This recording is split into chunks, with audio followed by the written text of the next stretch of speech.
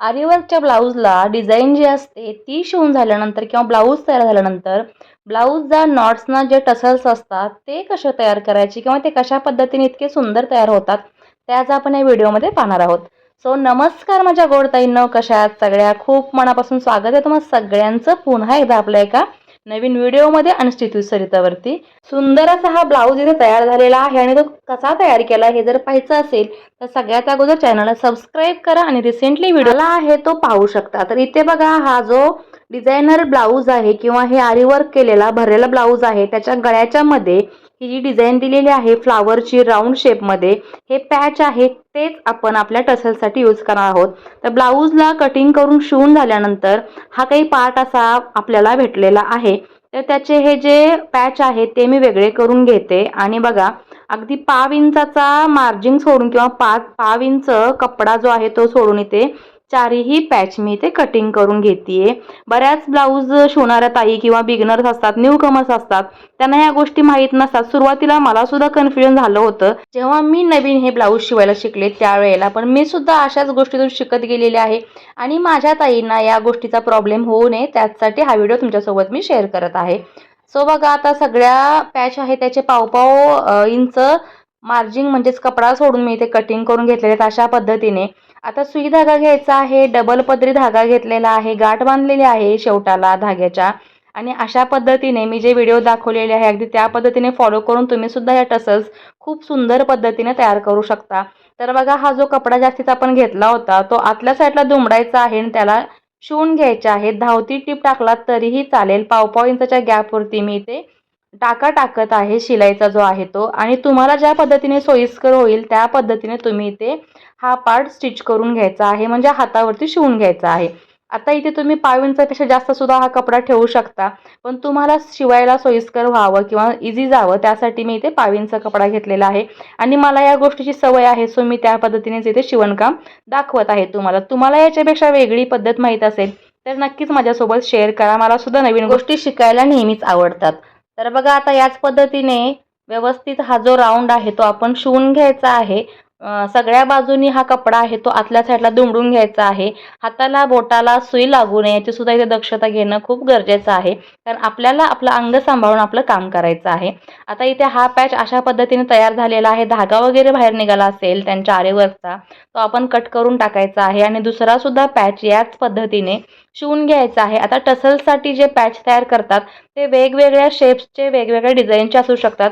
कोयरी म्हणा, ड्रॉप म्हणा, राऊंड म्हणा, हार्ट म्हणा किंवा कोणत्याही कानातल्याच्या साईजचा सुद्धा, इयरिंगच्या साईजचा सुद्धा असू शकतो. सो या साईजने किंवा या पद्धतीने इथे मी बघा हे पॅच शिवून घेतलेले आहेत. आता यानंतर आपल्याला ब्लाऊजला ते अटॅच कसे करायचे आहेत ते सांगते. 3 पॅच शिवून झालेले आहे, 4था पॅच मी शिवून घेतेय. तर तोपर्यंत तुम्हाला डोरी कशी अटॅच करायची ते दाखवतेय. तर सेंटर पकडून आपण इथे डोरी ऑलरेडी ब्लाऊजला शिवताना अटॅच केली होती. डोरी कट करून घेतलेला आहे सेंटर पकडून आणि हा पॅच आहे तो एकावरती एक असे 2 पॅच ठेवायचे आहेत आणि गाठ जी बांधलेली आहे आपण ते सुद्धा डबल धागा घेतलेला आहे. ती गाठ बांधलेली आहे ते आपण आतल्या बाजूला इन्सर्ट करायचे आहे आणि त्यानंतर एकावरती एक ठेवून दोन्ही पार्ट एकत्र घेऊन अगदी बारीक बारीक सुईने इथे टाके घालून घ्यायचे आहेत.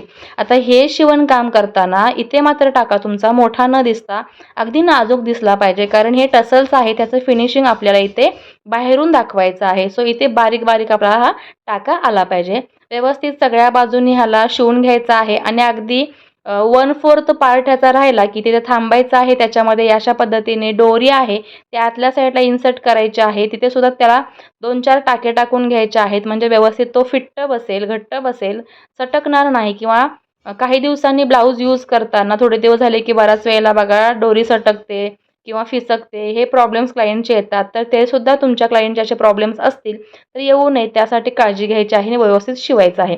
आता हा चपटा भाग आहे टसल्सचा किंवा ह्या शेपचा, तो छान फुगीर करण्यासाठी शिल्लक राहिलेल्या कपड्यांचे तुकडे आहेत ते आपल्याला यूज करायचे आहेत. म्हणजे हे पहा, असा आपला हा व्यवस्थित ह्याचा गोळा करायचा आहे आणि आतल्या बाजूला या पॅचच्या आतमध्ये सरकवायचा आहे. याच ठिकाणी तुम्ही कॉटन सुद्धा यूज करू शकता.